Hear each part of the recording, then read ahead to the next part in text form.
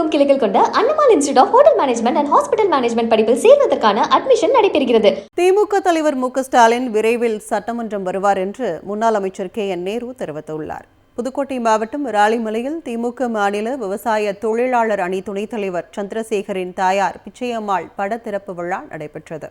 இதில் முன்னாள் அமைச்சர்கள் கே.என். நேரு, ரகுபதி, மெய்யநாதன் ஆகியோர் கலந்து கொண்டு படத்தை திறந்து வைத்தனர். இந்நிகழ்வில் பேசிய கே.என். நேரு, ரகுபதி ஆகியோர் சட்டமன்றம் திரைப்பட படப்பிடிப்பு அரங்கம் போல் மாற்றப்பட்டுள்ளதாக கூறினார்.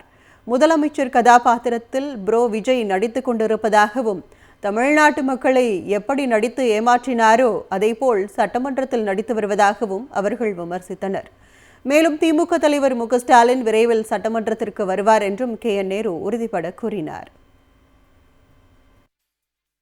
சீக்கிரமா வந்துருவார். அதுதான் எங்களால் சொல்ல முடியும். எவ்வளவு விரைவாக அவர் சட்டமன்றத்தில் வந்து மீண்டும் பொறுப்பேற்பார், அது உறுதி. நேற்று வரைக்கும் கம்முனம் தான், கட்சிக்காரன் தான். நேற்று இப்படி பேசினாமா, அதுல இருந்து கிளம்பி உட்காண்டான். எல்லா ஆளுகளும் தமிழ்நாடு முழுவதும் கட்சிக்காரன் மேல இதை விட்டுட்டு தேடக்கூடாது அப்படின்ற திரைப்பட படப்பிடிப்பு அரங்கம் ஸ்டூடியோ, அந்த ஸ்டூடியோவுக்கு மேல அங்க இன்றைக்கு சட்டமன்றம் நடந்து கொண்டிருக்கிறது. முதலமைச்சர் கேரக்டர்ல ப்ரோ விஜய் இன்னைக்கு வந்து அந்த கேரக்டர்ல நடித்துக் கொண்டிருக்கிறார். தமிழ்நாட்டு மக்களை எப்படி நடித்து ஏமாற்றினார்களோ அதை கூட இப்ப சட்டமன்றத்தில் வந்து அந்த தாடி ஒன்று வச்சுக்கிட்டு அந்த தலையெல்லாம் வைக்கோடு வச்சுக்கிட்டு வருவார். திமுக தலைவர் மு.க. ஸ்டாலின் விரைவில் சட்டமன்றம் வருவார் என்று முன்னாள் அமைச்சர் கே.என். நேரு தெரிவித்துள்ளார். புதுக்கோட்டை மாவட்டம் ராலிமலையில் திமுக மாநில விவசாய தொழிலாளர் அணி துணைத் தலைவர் சந்திரசேகரின் தாயார் பிச்சையம்மாள் பட திறப்பு விழா நடைபெற்றது. இதில் முன்னாள் அமைச்சர்கள் கே.என். நேரு, ரகுபதி, மெய்யநாதன் ஆகியோர் கலந்து கொண்டு படத்தை திறந்து வைத்தனர். இந்நிகழ்வில் பேசிய கே.என். நேரு, ரகுபதி ஆகியோர் சட்டமன்றம் திரைப்பட படப்பிடிப்பு அரங்கம் போல் மாற்றப்பட்டுள்ளதாக கூறினார்.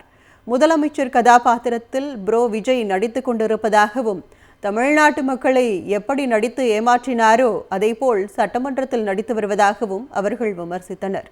மேலும் திமுக தலைவர் மு.க. ஸ்டாலின் விரைவில் சட்டமன்றத்திற்கு வருவார் என்றும் கே.என். நேரு உறுதிபட கூறினார். சீக்கிரமா வந்துருவார். அதுதான் எங்களால் சொல்ல முடியும். எவ்வளவு விரைவாக அவர் சட்டமன்றத்தில் வந்து மீண்டும் பொறுப்பேற்பார், அது உறுதி.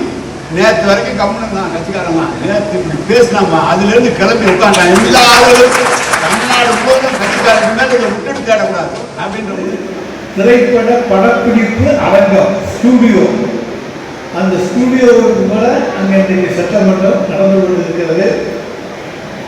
முதலமைச்சர் கேரக்டர்ல ப்ரோ விஜய் இன்னைக்கு வந்து அந்த கேரக்டர்ல நடித்துக் கொண்டிருக்கிறார்.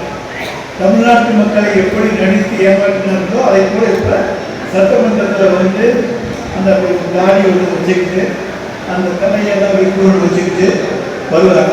தமிழகமெங்கும் கிளைகள் கொண்ட Annamal institute of hotel management and hospital management படிப்பில் சேர்வதற்கான அட்மிஷன் நடைபெறுகிறது.